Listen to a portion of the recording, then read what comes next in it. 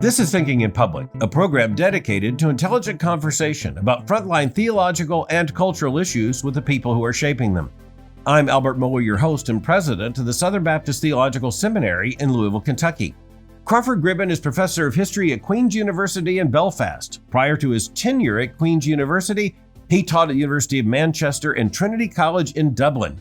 His research is focused widely, including a focus on Puritanism and early modern political theology, led to the publication of nearly 20 books, dozens of academic articles throughout his career.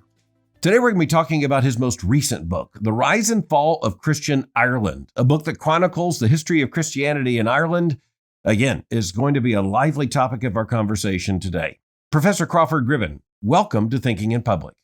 Well, thank you very much. It's really great to be here. I have been fascinated of necessity with the pattern of secularization and frankly theories of secularization. And I'm old enough that I entered this conversation before there was conclusive proof of radical secularization in many societies. Certainly as a process that we could watch. But I have to say that if there is one most interesting laboratory on planet Earth right now, it appears to be the nation of Ireland, or the people of Ireland, I should say. And you've written this astounding book, The Rise and Fall of Christian Ireland. And I have to tell you, I could not stop reading until I had finished the book. Well, that's very kind. Thanks. I wrote the book really to help myself understand what's happened on the island during the course of my own lifetime. I remember when I was a boy growing up in Scotland, but coming back here for holidays with my grandparents and so on Saturday nights, the local council would send around someone to tie up the children's swings in case any child would be presumptuous enough to go to the play park on the Sabbath day and the Lord's Day. Now, I mean, that kind of world is only 40 years ago, but it's completely changed now. And as you just commented, Ireland, both sides of the border, have now become one of the most progressive countries probably anywhere in Europe, and certainly leading the way in this expression of secularization. Well, trying to understand this in Christian terms as well as in, say, historical and sociological terms is necessary. I mean, we're living at a time in which it's not just Ireland that has experienced this, and Ireland experiencing within a frame of time that's observable to you and to me. It's an issue that is addressing basically all nations of the earth to one extent or another, but in particular in the West. It's coming with devastating speed. So let's define some terms. When you write about the rise and fall of Christian Ireland, what exactly do you mean? Well, I'm trying to use that term to explain the long history of this phenomenon. So I'm trying to think about how Christianity arrived in Ireland, how it developed, what kinds of influences it had to shape and perhaps even create a culture, how that culture became very distinct within the other Christian cultures of Europe, and then how more recently it passed through various crises, the Reformation, I suppose, being the most obvious of those, how religious tensions were overlaid with sectarian, cultural, linguistic, theological tensions as well, how patterns of inequality emerged out of that, but how fundamentally, even in the 20th century on both sides of the border, there were sustained efforts to set up distinctively Christian countries or Christian states to one degree or another, and then how incredibly rapidly those cultures just seem to disappear. I think in the popular imagination, and frankly, even in the sociological imagination, to say Ireland 30 years ago would be to speak of, in the Republic, an intact Catholic culture, and in Northern Ireland, an intact Protestant culture, which was already by the midpoint of the 20th century being contrasted with the rest of the UK, and in particular with England. England had experienced a secularization from the midpoint of the 19th century, all the way until what's not yet an end point. But I saw a statistic the other day that about 4% of English citizens were attending church more than once a month. But when you're looking at Ireland now, both in the Republic and in the North, the astounding thing is that both of them have largely collapsed as experiments. Yeah, I think that's true. I think if you look at the 100 years ago, Yeah. 1922 was the formation of the Irish Free State, which was the southern government. And, within 10, 15 years of the beginning of that state, there were some really determined efforts by leading politicians to think very, very carefully about what a Christian country ought to look like. And of course, they were listening to various papal proclamations about economics or social justice or relationships between employers and employees and so on. They were thinking very carefully about social mores, sexual mores, the family, where a woman's place really ought to be in society, and so on and so on. And, south of the border, there was a really ambitious attempt to take these ideals and to do something which I don't think was really ever attempted as successfully anywhere else, which was to embed these ideals in a constitution. And, if you go back and look at the constitution that De Valera promulgated in 1937, it begins with an invocation of the Trinity. And it recognizes that all political power comes from God, and that politicians who are given that deposit of power are ultimately responsible back to him for the way in which that power is used. So, fast forward, and we're in a completely different kind of society. North of the border, Northern Ireland was never an exclusively Protestant culture in the way that the Republic was. The population was probably about 2/3, 1/3 in favour of Protestants during, certainly in the initial years of Northern Ireland. But nevertheless, Northern Ireland's first Prime Minister, James Craig, said that our local parliament would be a Protestant parliament for a Protestant people. And even that, the kind of self-confidence that lies behind that kind of ambition has now completely evaporated, as well as Protestant families largely adopted the use of contraception and began to have smaller numbers of children. Catholic families tended not to do so. And, we've seen population more or less become equal at the present day. So it's more or less 50-50. The interesting thing about that, though, is relative demographics hasn't really changed the direction of secularization. Right. Even in terms of speed, the largely Catholic, overwhelmingly Catholic society in the south and a much more mixed society in the north are both heading in the same direction, really within a couple of years of each other, more or less tag teaming each other in terms of the pace of social change. I think the impression most people would have of Ireland is in the Republic in the south, it would be such a Catholic culture that Catholicism would pervade every aspect of life. Catholic festivals would be basically the national festivals, Catholic church-going, Catholic weddings, Catholic christenings, baptisms. It is going down the list, Catholic funerals. But by the time the reader gets to the end of your book, Catholic priests are so unpopular in the Republic that many of them dare not wear their clerical collars just because they don't want to confront opposition. That's in a short amount of time. How can that happen? Well, that's the number one question, really, that the book tries to think about. And there's a much bigger conversation about that as well. It's about 30, in fact, it's exactly 30 years ago this year when the first of the great scandals within the Southern Catholic Church began to emerge. And that was the scandal of a bishop who was living secretly with a woman, they had a child and so on.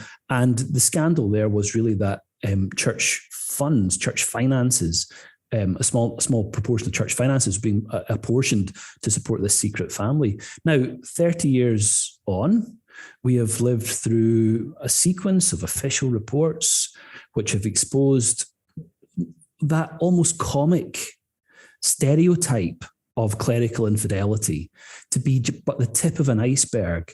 The rest of the iceberg, including everything from institutional abuse through to the rape of children, through to the exploitation of single mothers and single women, all the way through to the discovery of large numbers of human remains in underground chambers that may or may not be septic tanks at the back of religious institutions. Now, while these have been overwhelmingly linked to the Catholic Church, it's also the case that similar patterns of abuse and behaviour have been identified in Protestant denominations too. So, this is overwhelmingly, but not exclusively, a Catholic story, if that makes sense. Sure, and, overwhelmingly, but not exclusively. Yes. Yeah, and 30 years on, we look back at these almost innocent days of liaisons with housekeepers and secret families. It's just a completely different world. It is, and one that I think most Christians will find shocking in the documentation. But there's a pre-story to this, and I appreciate the fact that you take the reader through the pre-story. I mean, the big question is, first of all, the rise of what you call Christian Ireland, because that was by no means inevitable, and it wasn't any consistent line. I mean, to be honest, Ireland's, let's just say, religious history turns out to be one of the most interesting tales in all of this. So just kind of for a few minutes, just walk us through how Ireland became Christian the way you define it here. Yeah, it's a really fascinating story. In some ways, the history of Ireland is a history of Irish Christianity, because the earliest date we can identify in the island's history is the year 431, which is the year when the Pope sends Palladius as the first bishop of the Irish of Christians in Ireland. Now, that's a really tantalizing reference, because we don't know who these Christians were.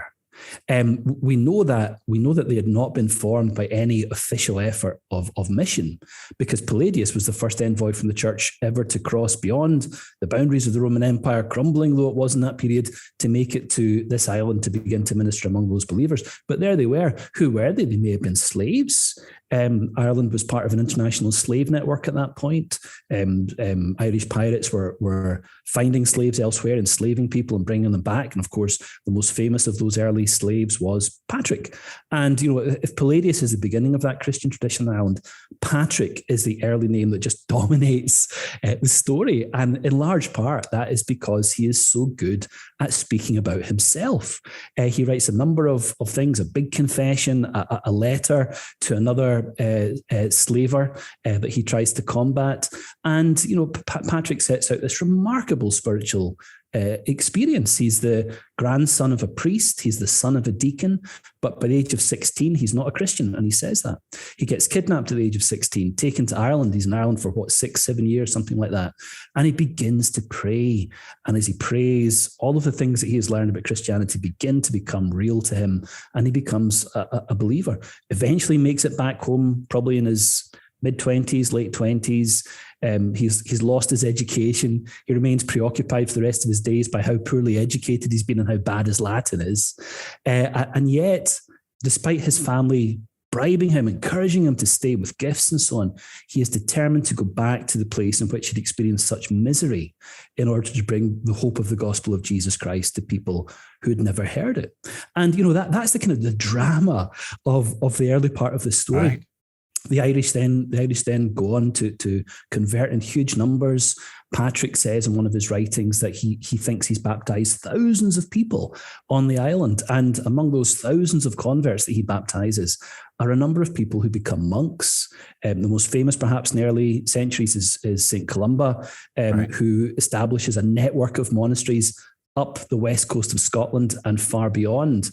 St. Columba took the gospel to the Picts, that mysterious, almost unknowable culture in Scotland. We only know about them really from swirls painted on rocks. But we know that Columba went there, may or may not have met the Loch Ness Monster. He claims that he did.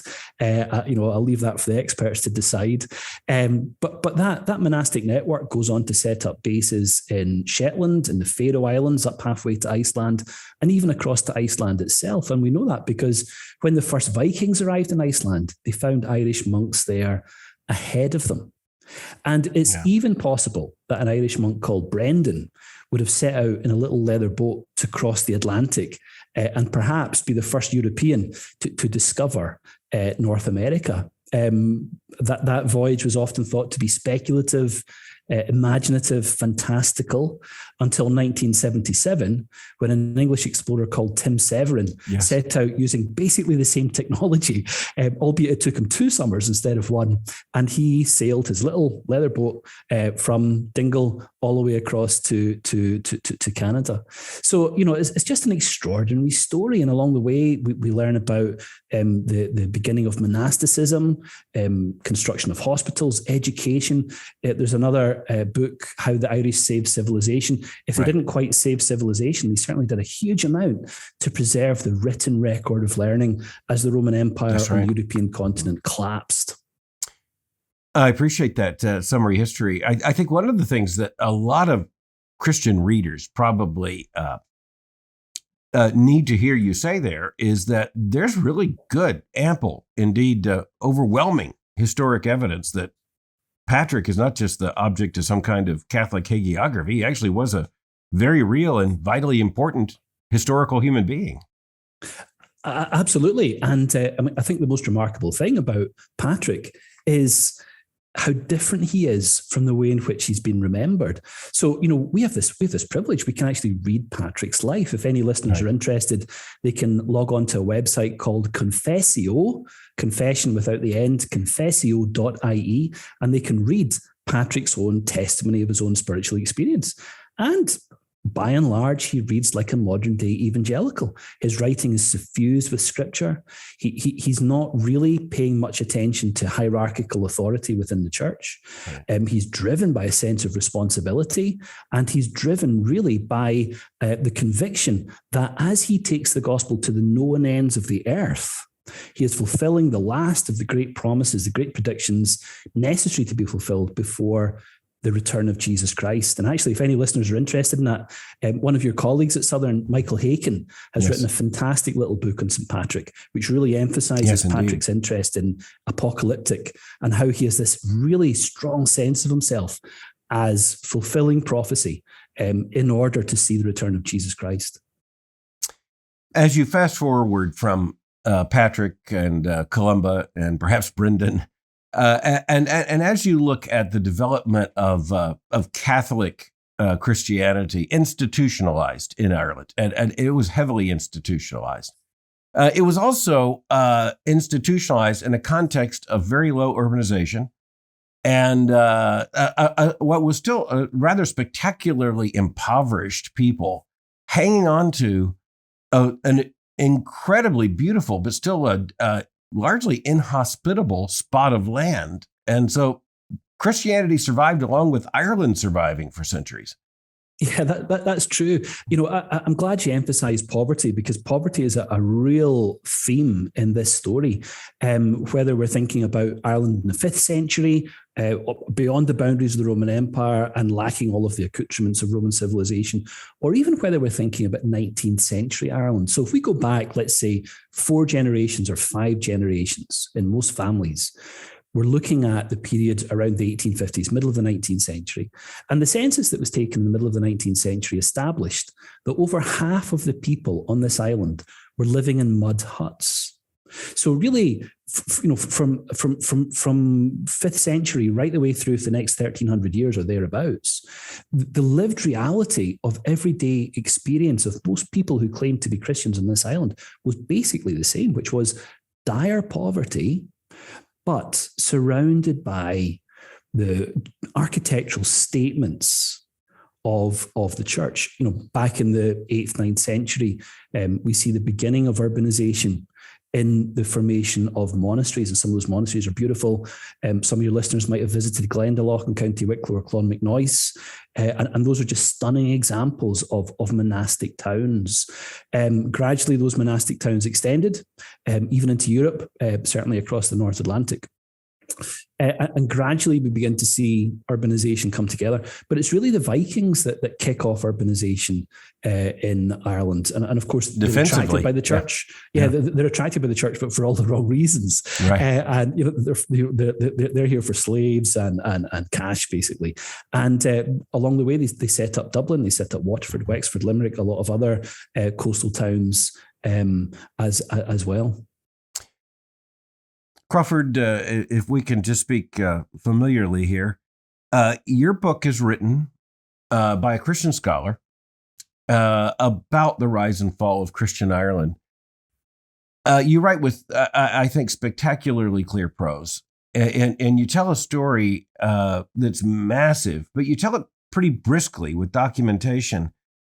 I really did turn every page with just tremendous interest. One of the things you really help a reader to understand is that the travail, so to speak, of Ireland and of Christianity in Ireland has to go through the period of English domination and an attempted English Reformation of Irish Catholic Christianity in a way that didn't go particularly well. That's just an understatement. But I have to ask you, just point blank, would you in some sense plant the seeds of Irish secularization in the experience of the 16th and 17th centuries in Ireland? It's a great question. And of course, there are historians who would make that case for Europe generally, that secularization begins with the Protestant Reformation. I'm not sure if I would, partly because the Protestant Reformation made such little impact on this island. It's almost inconsequential. So whatever may or may not be the experience elsewhere in Europe, I'm probably not equipped to say. But certainly in Ireland, there was a census taken at the end of the 16th, very early 17th century. So that was a census taken about maybe 80 years after the Protestant Reformation began. Right. And that census reckoned there were fewer than 120 Irish-born Catholics who had converted to the Reformed faith. So that's 120. So how is it possible that after the best part of 3 generations of effort, only 120 people had been persuaded of the Reformed faith? And I think that there's some really simple answers to that. I think one is that the Irish Reformation was fundamentally legislative. So it was driven by changes in law. It wasn't like the Scottish Reformation, where there's this great kind of upsurge of popular enthusiasm for the new ideas, or indeed similar to the Reformation in France or England either. There is no Bible translated into Irish and published for 150 years after the Reformation so-called begins. It takes the Church of Ireland, the Reformed Church of Ireland, 90 years to decide what it is that it believes. So while in Scotland, the Scottish Church pushes out the Scots Confession almost instantaneously, and similar trends can be seen in other European churches, the Irish Church just sits and deliberates and doesn't really do anything. Certainly does nothing to win people or persuade people that what they might have to offer is more attractive than what the Catholic Church has to offer. Ironically, one of the things I tried to argue in the book is that it's only during the Protestant Reformation that the Irish people en masse become Catholic. Because up until the Protestant Reformation, Irish Catholicism had quite a loose relationship with the Catholicism of the European Church. So up until the 16th century, the Irish Church had married priests. It had lots of unusual, let's say, clerical and liturgical practices that were really quite far from what would be expected in Rome. But it's only during the Counter-Reformation or the Catholic Reformation of the 16th century that the Catholic Church really gets a grip on the collar of the Irish Church and says, look, this is what you should have been. And if you had been like this, you might not have had to worry about these terrible Protestants and their agenda for religious change. Well, just to self-identify, both of us are evangelical Protestants. And we're talking about the story of Ireland and the rise and fall of Christian Ireland. And at least as I've studied Ireland, and by the way, I've been reading over the course of years everything I could get my hands on because I'm fascinated with this very story in Ireland. Seamus Heaney and the fall of Christian Ireland, again, or the death of Christian Ireland, I think is the title of a recent book. Other books written more journalistically about the rather catastrophic secularization that has reshaped Ireland. But just looking at this, taking the issue we just discussed, the Protestant Catholic understanding, what difference does the Reformation make? It seems to me as an historical theologian that if you look at the Reformation in, say, Northern Europe, and in particular the German-speaking Reformation, the principle that the religion of the prince was the religion of the people, and the breakup of the Holy Roman Empire, and you had the Elector of Saxony and others who were just clearly breaking with the church, and so it was at least partly political. Let's just say that. Nothing like that happened in Ireland, and I have to wonder if it's because the political system there didn't allow for the distribution of, say, principalities he had in Europe, where you could have some that would say we're no longer under the reign. And then I just have to ask you, because English domination over Ireland is so much a part of the story here, and then with the English Reformation, Catholicism became a resistance movement over against the English Reformation, right? Exactly, yeah. And I think that's one of the great achievements of the Catholic hierarchy during the Reformation period, is that they identify very successfully the suffering of the people with the suffering of the church. And so there's lots of debates, obviously, isn't there, about the origins of nationalism and the origins of religious nationalism. Right. And maybe it's too early a period to describe that phenomenon as a nationalism. But if it's not a nationalism, it's something very close to a nationalism. It's a social consolidation for sure. Yeah, absolutely. And it's given a religious veneer, and that religious veneer does make sense. It makes sense. It made sense then. It makes sense now. And, right. the Catholic Church then becomes the vehicle of preserving a culture, becomes the vehicle of giving a people an identity, that they have a religious identity rather than right. a national identity imposed upon them by their overlords. So that connection between the people and the Catholic Church becomes a very important connection all the way through the 17th century. Obviously, the Cromwellian invasion really consolidates that link, all the way into the 18th century, where the British government eventually begins to recognize the strength of that association and to try to bring Catholics in from the cold, or certain Catholics in from the cold. And it stretches through into the 19th century as well, because just as many Protestants are beginning to identify with the state, the Union, the United Kingdom of Great Britain and Ireland, at the same time, Catholics are still identifying as the people, and it becomes, it provides, even in the early 20th century, it provides the nationalist movement with key themes, key images. If you look at some of the writings of the 1916 rebels, martyrs, depending on your perspective, they are deeply, deeply pious men and women. And some of the poetry they write is just suffused with language and images drawn from the passion of the Lord Jesus. As the story is tracked, and you tell it so well, I have to wonder if something like the Brad Gregory thesis plays something here with the modernity basically bringing secularization simply because it brings options. There's the cleavage between crown and altar, or sometimes referred to as throne and altar. And so all of a sudden, in one sense or another, the state becomes secularized in most places, at least in Europe. And by the time you get to the American Revolution and American constitutionalism, it's just assumed. And you also have the rise in Protestant-dominated lands of an economic empire that emerges, has a dynamic all its own. And so I have to wonder, at least in part, did Ireland remain as Ireland was largely because it escaped both of those massive historical movements? I mean, you basically had no separation of throne and altar throughout most of that time. And you also had, the nation was largely immune from what we might call capitalism. Yes, I think that's a very fair observation.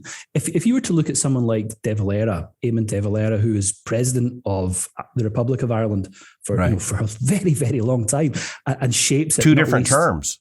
Yeah, and not least through shaping that constitution, but also in imagining what Churchill does for Britain during the war. Right. De Valera does the same for Ireland. He weaponizes language. He has this tremendously forceful imagination of what Ireland ought to look like.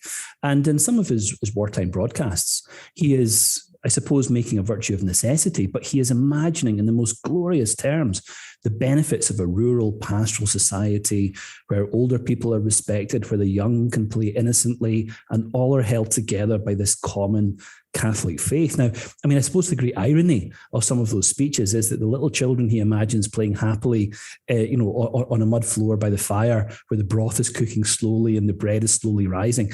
Those are the children who grew up to be the CEOs of the Celtic Tiger economy that just takes off in the 1990s. And in some ways, in the book, I argue the 1990s are the tipping point. That's the moment really when traditional patterns of faith or social order, Protestant and Catholic, really begin to collapse, sometimes quite dramatically.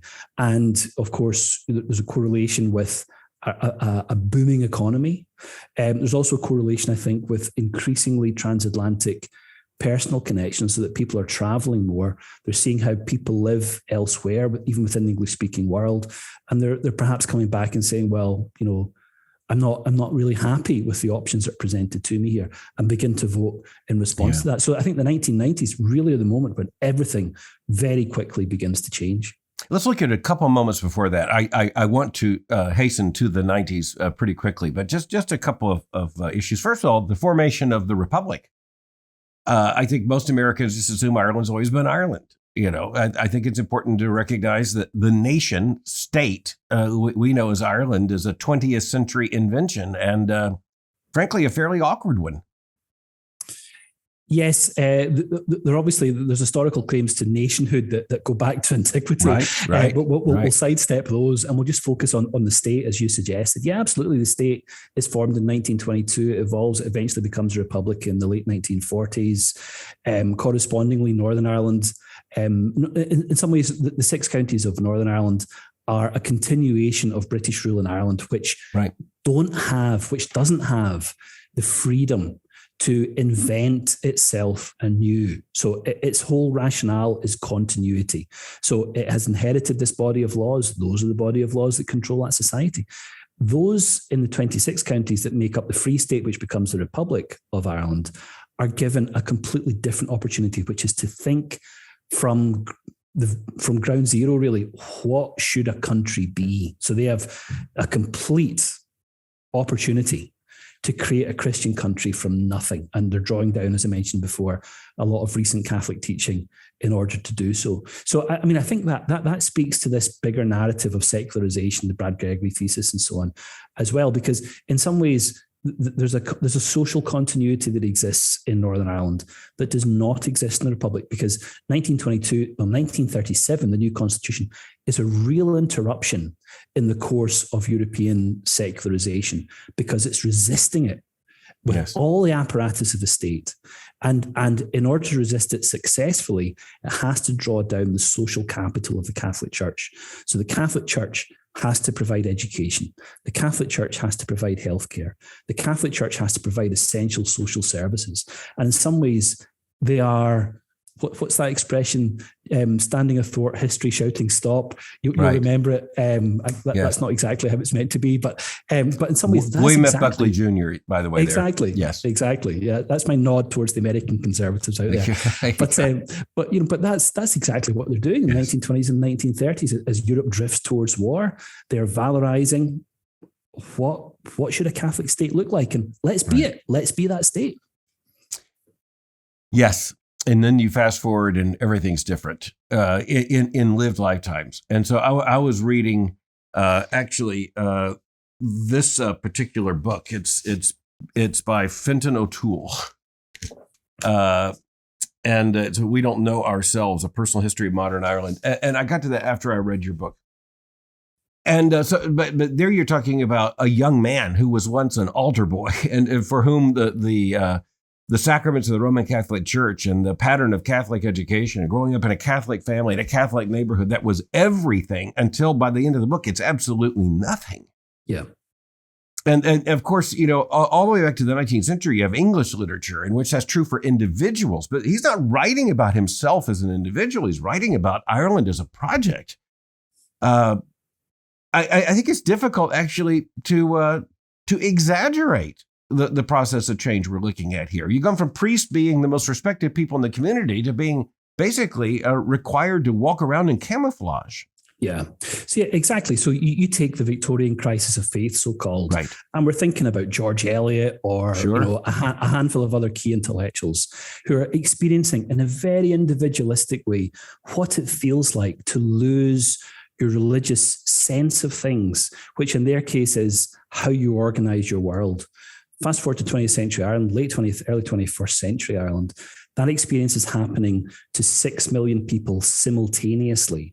And it's compressed chronologically. So it's happening in just a couple of decades. And of course, that leaves massive questions about what kinds of narratives will come into that ideological vacuum, intellectual vacuum, social vacuum, to help people begin to reassemble the different parts of their world. But, where's that going to go? Who knows? In my adult lifetime, by the way, just to fast forward even beyond your book, just because every book has to have a publication date and things keep happening. And Sinn Féin winning the elections there in Northern Ireland, to an American evangelical Christian who grew up in my lifetime, that appears to be absolutely impossible. But it actually happened, and so it turns out that it happened because Sinn Féin, that had been identified with the IRA and as a driving force for Catholicism, if not a Catholic party. At least part of the reason why it won is because it represents now a secular moral liberalism, as if to say the Protestant Catholic divide is no longer the main divide. Yeah. Well, I think that's exactly right. A lot has been written about that election result last week here, which has given us this historic result. Yes. A century after the formation of the Northern Ireland state, where the First Minister should be appointed by Sinn Féin, although the unionist politicians are conspiring to stop that happening. Nevertheless, what's really interesting about this election is what it demonstrates about the weakness of the appeal of the Catholic hierarchy. In every election in Northern Ireland I can remember over the last 15, 20 years, the Catholic bishops locally have issued a proclamation to the faithful before the election saying, do not vote for a party or for candidates that do not support the pro-life position, or more recently, that do not support the normal tenets of Christian marriage. And I think what's so staggering is that in this election, for the first time really, we have had a Republican Party, Aontú, led by Padre Tabine, who's formerly of Sinn Féin, but left Sinn Féin about 5 years ago, I think, whenever it changed its position on abortion. And that was a party that was really set up as a vehicle for conservative, socially conservative, not politically conservative, but socially conservative Catholics to vote for in good conscience. And hardly any of them did. 7,000, I think, offhand, I can't quite remember. Contrast that with the 250,000 people who voted for Sinn Féin. So in some ways, the election result is a result that tells us what the social capital or the credibility of Catholic political appeals now is, and it doesn't amount to very much. As you're thinking about this process we call secularization, which just to define it means the receding influence of theism in a society. The society is reshaped by non-religious tenets, currents, patterns of thought gaining dominance. But there's always a memory there, or at least in the Western secularizing experience, there's always a memory. The memory seems to be coming back. So in the United States, the debate over abortion, the secular left just responds with, this is nothing more than Christian nationalism, as if it hadn't shaped the entire society for centuries. And in Ireland, I watched the situation there very closely. Let me just test a thesis. It's almost as if, yes, there's a Christian memory, but that memory is now poisonous in the views of many people who live both in the North and the South. I'm thinking particularly in the Republic of Ireland. It's as if, yes, there's a memory, but we're trying our best to run from it. I think that's exactly right.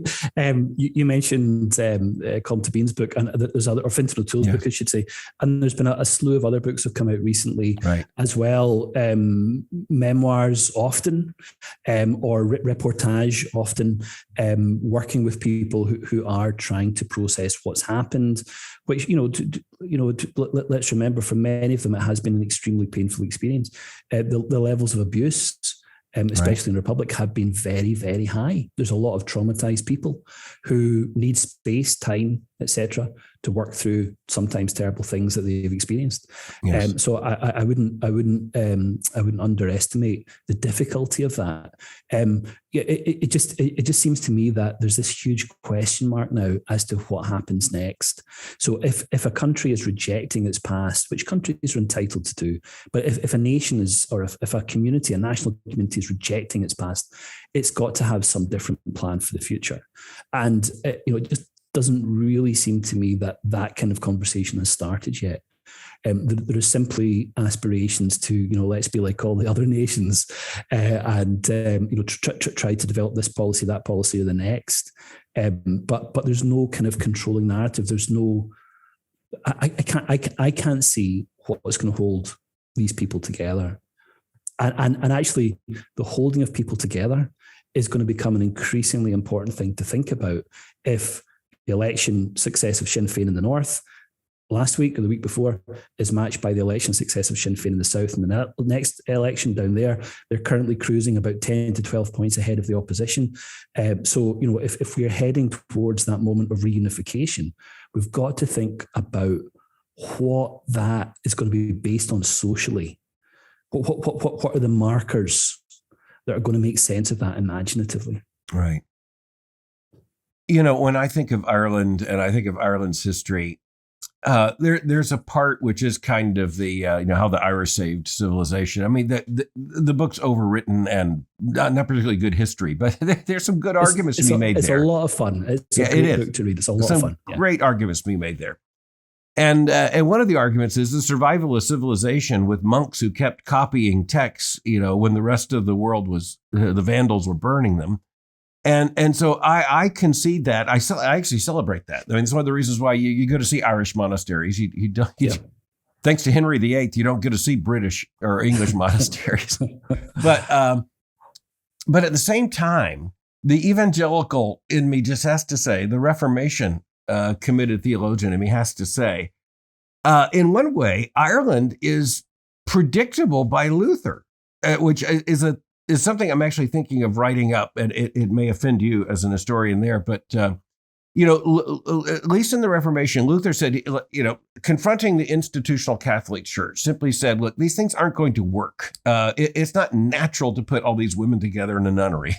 And having been a friar, it's not natural to put all these men together. And it's not natural to sequester away the education of children, which is one of the reasons why Luther, celebrated the sphere of the domestic and his own family with Katie and his children in such a way as to say, this is public. This is not something, we're not putting these children away. Am I exaggerating that or are we onto something? I'm putting you on the spot. You are. You really are. Let me see. Well, I think that the New Testament epistles have their own warnings about the dangers of trying to impose restrictions on the flesh, as Paul puts it, which actually don't help you unbiblical restrictions. What you set out to do. Yes. Exactly. Yeah, exactly. So forbidding to marry, 1 Timothy, and so on. So the warnings, we can trace the warnings back further beyond Luther, right the way back to the New Testament itself. Right. And if we pay attention to that, I think it does explain something. It never takes away responsibility. It never takes away the responsibility of those who have committed sometimes terrible sins and iniquities upon innocent people. And absolutely. We always have to be very mindful of the pain and misery that a society has endured that has really led it to act in the way that it has. But we also have to learn from history some of what facilitated it, made it possible. Looking at this, and of course, I'd have to add to that theologically, the Catholic Church's sacramental understanding, which made it possible to have a class of people who are basically independent of having to live faithfully because of their status. And you put all that together, and I guess sociologically, it becomes easier to understand how it could fall so quickly in the light of evidence of massive abuse. And I mean, I think, again, the scale that you documented in your book and are so documented in the commission reports that have come out, the scale, I mean, frankly, in America, we've had our own horrifying sex abuse crises, but nothing on the scale and nothing institutionalized to the extent that we see in Ireland. It's just heartbreaking. It's just staggering in its heartbreaking magnitude. It is, but I think it's also important for us to remember that what leads to these kinds of activities in Ireland or anywhere else is something that's common to all people, no matter what the religious identity is. And of course, the Bible explains that as sin. And the reason why we talk more about the scale of abuse in the Catholic Church, and that's because it's bigger. But it's bigger than what? Well, it's bigger than the abuse that also took place in Protestant denominations. So the Protestant denominations, especially in the South, didn't have the cultural power to do what the Catholic Church was doing, and therefore perhaps didn't fall into the same problems to the same extent. but they did often fall into the same problems. And some of the more recent reports that the government has produced down there have paid attention to that. And in fact, just about 6-8 weeks ago, there was a formal apology issued by a number of governments, by a number of government agencies, I should say, religious denominations, Catholic and Protestant, collectively apologise to victims of abuse. I think that was appropriate because sometimes the media presents this, and the memoirs that we've been chatting about often present this as a kind of exclusively Catholic problem, but of course it isn't. It's everywhere. It's in every place, actually. We've just had it worse than most. Well, and it also is by opportunity. So, I mean, eventually, just in a fallen, sinful world, the headlines are going to be in a secular age of secular institutions. Yeah. And we need to pray it will not happen. But in a fallen world, opportunity and sin collide in a way that the Bible demonstrates very, very clearly. Yeah. I want to take us to the end of your book, which is bracing. And by the way, so many Christian scholars pull back. Frankly, so many academics, Christian and otherwise, just pull back from their own data, from their own analysis when they come to the end.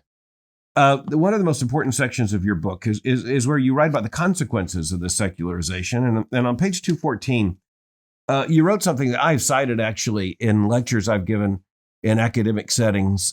Your book came out just as I was finishing a series of lectures on the secular moment, which is the title of the lectures.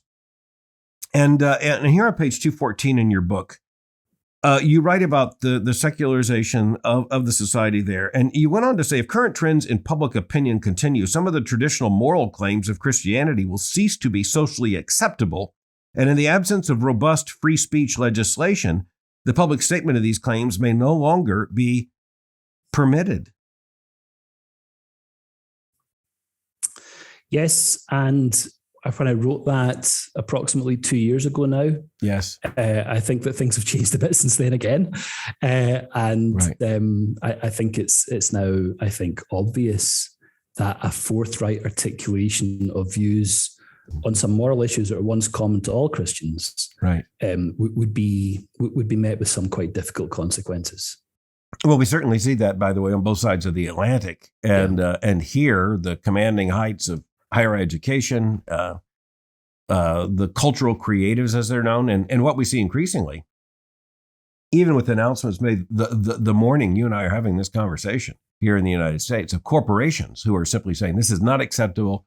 We are no longer a major American corporation had put out a statement saying that it was calling on employees to respect one another if they had differences on the question of abortion. And employees, activists for the pro-abortion side came back and said, that's unacceptable. And the company just caved and said, no, you're right. There aren't two acceptable positions on abortion. And it's the Christian pro-life position that's now, it's just now just out. It was in 24 hours, just out. And so I don't think you were a prophet, Professor. I think it was happening as you wrote, but your prophetic voice is just incredibly clear here. So let me ask you, what is the future? You're a Christian in Ireland. What's the future of Christianity in Ireland? Well, not being a prophet, it's impossible to be exact, but I think you can see some of the trends and project those trends into the future.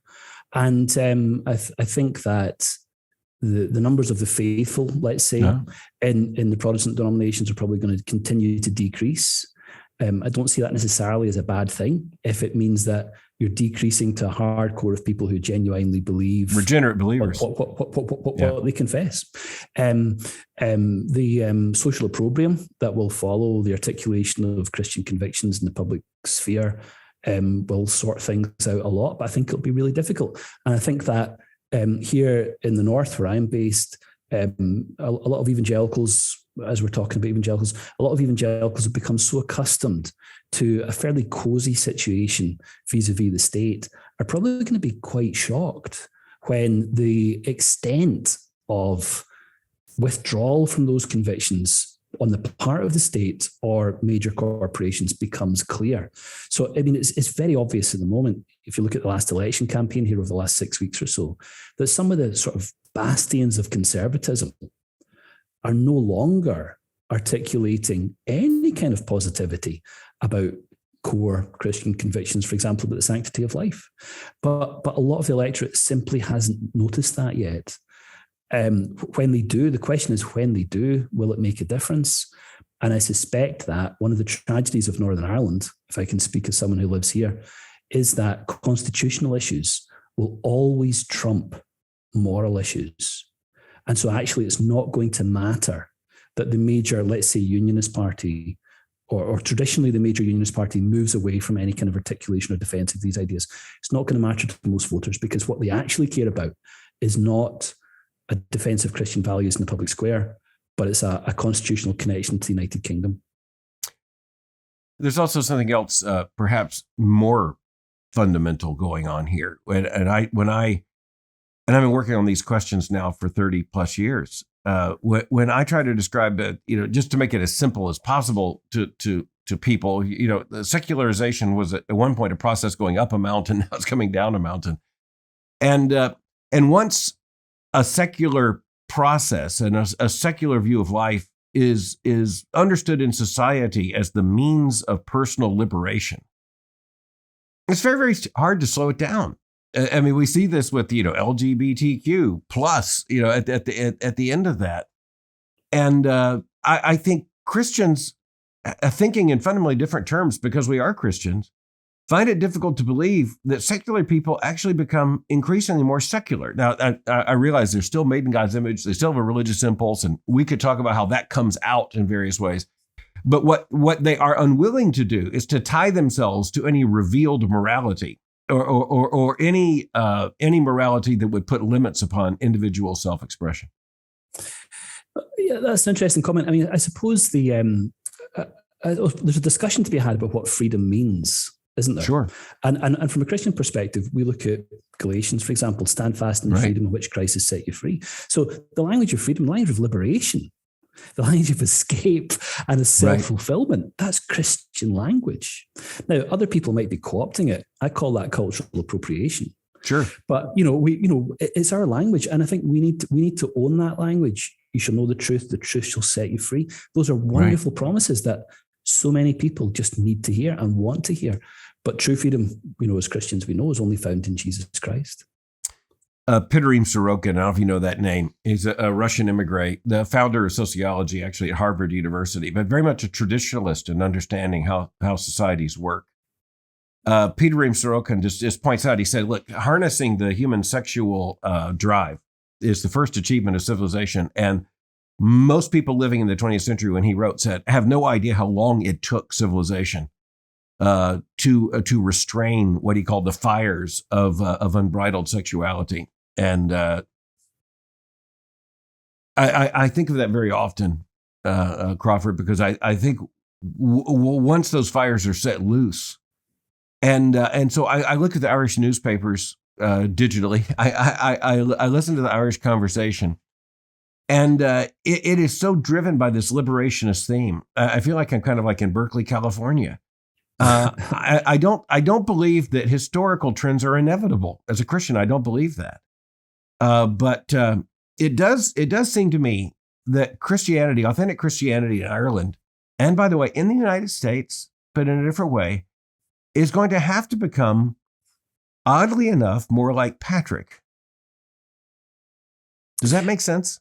Yeah, I think so. I think the missionary teleology. Work. Yeah, there's a teleology built into the title of the book, The Rise and Fall. Yes. And I think that teleology is something that resonates with us because we think we're at the end of something. But what if we aren't? What if we aren't?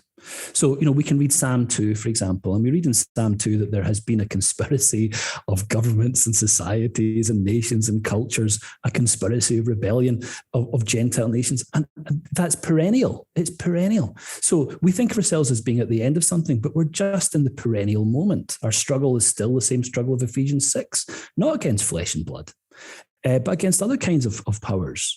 And of course, we have the weapons to deal with them. Patrick knew that. And I think the faith that he brought to Ireland was quite a simple faith, very straightforward faith. It was robustly biblical. Scripture just oozes out of his writing. That was the world that he lived in. And I think Patrick could have looked at his circumstances, the collapse of the Roman Empire in the 5th century, the withdrawal of Christian political power across large parts of Europe. And I think he could easily have given way to despair if he thought that political institutions were vehicles of the kingdom of God. But what if they're not? What if the great vehicle of the kingdom of God is a guy in a robe and a staff shouting at people about good news about Jesus Christ, telling them to get baptized, to form themselves into churches, and to live as Christians in the most unappealing circumstances? Maybe that's what it's all about. Well, and we're also able to speak as evangelical Christians to say that we're absolutely convinced that upon this rock Christ built his church, and the gates of hell shall not prevail against it. Yeah. But that doesn't mean that Christian influence or Christian good fortune or Christian liberties or to use the language of the left in the United States now, Christian privilege is respected by society. Professor Gribben, your book is just outstanding. It made me think in a way that has genuinely given me ammunition, fodder for thought. A book that reached my heart as well as my head, and I thank you for that. Well, thank you so much. Thank you for taking the time to read it, and I really appreciate the opportunity to talk about it too. I have to ask you one other question, because you, as a Christian scholar and author, range across some of the most remarkable territory. So I just want to ask, before letting you go today, what are you working on now? I'm writing a book about John Nelson Darby, who's often thought to be the founder of dispensationalism. Yeah. And I'm going to be hopefully trying to show his deep commitment to Augustinianism, Calvinism, and other such delights. So that's what I'm doing at the moment. Well, be sure to send copies of that manuscript to my friends at a school in Dallas, Texas. I say that in a friendly way. No, I'll very much look forward to look forward to seeing that. And until then, just know my appreciation. Thank you for joining me for Thinking in Public. Thank you for your time.